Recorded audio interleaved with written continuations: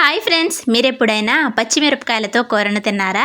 ఈ ప్రాసెస్లో ఒక్కసారి వండి చూడండి, చాలా అంటే చాలా బాగుంటుంది. ముందుగా ఇవి మజ్జిగలో మిరపకాయలు అంటాం కదండి, బజ్జీలు వేసుకుంటాం కదా, ఆ మిరపకాయలకి ఘాట్లు పెట్టుకుని నూనెలో వేయించుకుని పక్కకు తీసేసుకోవాలి. ఇప్పుడు మళ్ళీ అదే నూనెలో పెద్ద సైజులో ఉన్న 2 ఉల్లిపాయలు 3 టమాటాలని పేస్ట్ చేసేసుకోవాలి. ఇప్పుడు నూనెలో ఈ పేస్ట్ని వేసేసుకుని ఒక చిటికెడంత పసుపును కూడా వేసేసుకుని పేస్ట్ పచ్చివాసన పోయేంత వరకు వేయించుకోవాలి.